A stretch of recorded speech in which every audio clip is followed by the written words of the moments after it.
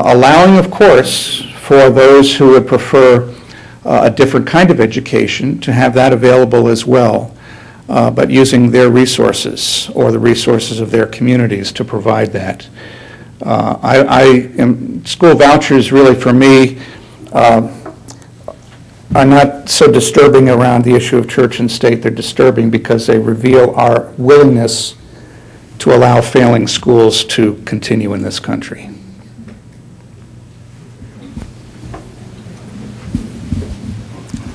Reverend Thomas, I'm very upset over how many religious issues have become political issues. Mm-hmm. And I would welcome your comments on same-sex marriage is a civil issue, not a religious issue. You're opposed to it in terms of your religion, that's up to you. But an abortion, I'm very upset about it, and I'm also very concerned about a president who says he speaks to God.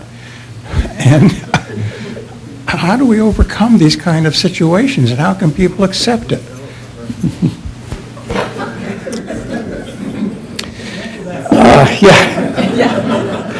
Well, I'm one who believes that many public issues are profoundly religious and have profound religious dimensions. I've been involved in conversations with some of my colleagues in other denominations with members of the United States Senate calling for them to begin to see that the federal budget is a deeply moral document with profound moral implications and therefore I think religious implications for our country. So I'm reluctant to divide too sharply the religious and the political. Certainly the religious from the partisan, that would be a separation I'd like to see. But I think we do need to find ways to allow our religious convictions to begin to inform and shape the shared development of our public policies and our public virtues and values. But they need to be shared. They cannot be imposed from one group on another in this pluralistic, diverse country that we cherish. Part of the problem with the issue of same-gender marriage is that it has been the last place where religious organizations are used as agents of the state. When I was a parish pastor, it was the only time I was ever asked to sign a civic document. And where I was simply seen as an agent of the state, I would frankly like to see all clergy disentangled from playing that role. Let the state provide equal access to a marriage license for all, as has been the case in California, Massachusetts, and perhaps now in Connecticut with a new ruling today. And then allow churches in their own separate arena to determine whether to extend blessing or not for that relationship.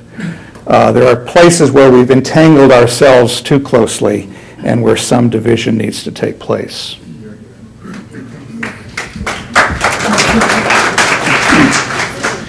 Reverend Thomas, I appreciated your speech. Pastor Max, and I am Hispanic descent, and according to Brueggemann, our consciousness is our vocation to nurture a vocation that is alternative to the consciousness of the dominant culture.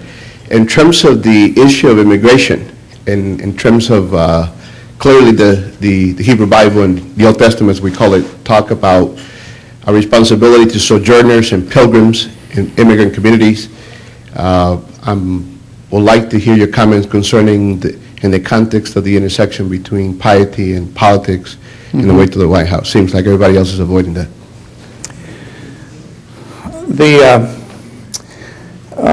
The Old Testament speaks of our responsibility to provide hospitality to the alien and to receive the alien not as a guest but as a citizen. It's very clear language. You receive the alien as a citizen in your midst. Remember, you were once an alien in the land of Egypt. And yet, in this most Christian of countries, we have also been perhaps one of the most xenophobic of countries and hostile to the immigrant. It was my forebears in New England Congregationalism who lamented the arrival of the Irish and the Catholics and the Italians who were diluting the purity of blue blood New England. And that still lingers a bit in some places. It's interesting to recall the governor of the Commonwealth of Pennsylvania in 1725, who wrote in a speech to that largely English colony about his deep concern for the large numbers, quote, of Germans who were pouring into the colony and moving into the back country, who know not our language or our laws, he said, and who have no certificate showing from whence they have come or where they are going. And that if this continues, it will have a terrible effect on the colony of Pennsylvania. These debates have been with us for a long, long time. And I think for those of us shaped by the Hebrew Scriptures and the New Testament, we're hard-pressed to find support for the kind of hostility to the stranger that is so deeply embedded in the Scriptures and that has been so impressively lived out as many of us have arrived as strangers and aliens on these shores. I would love to hear our presidential candidates speak to that, and as you can sense in my own remarks here today, I'm not a huge fan of the current president, but I will say that President Bush courageously raised this issue when others would not. And while you may quibble with the policy set forth, he made a principled effort to try to bring some sense of sanity and some sense of humanity to our current immigration policy. So I will commend him for that. And I think it's regrettable that this issue has sort of slipped away from the current debate, as has the question of the war in Iraq largely, and we seem to be simply swimming in a sea of the anxiety of the middle class over the current financial crisis. So thank you for your question. Reverend Thomas, you used a phrase that was very mellifluous, and yet it is very powerful. You spoke of faith tempered by doubt. And indeed, that's pretty close to the theme of your remarks, if I heard them correctly. And you're a representative of a religious organization, a learned and careful person, and I am touched to hear such a well-rounded concept coming from you. But we are talking about how religious feelings play out in the political sector.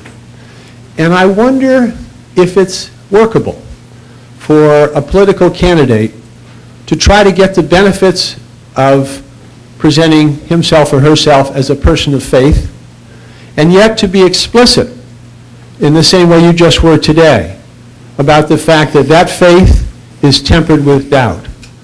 Is that in fact a workable posture in today's political environment?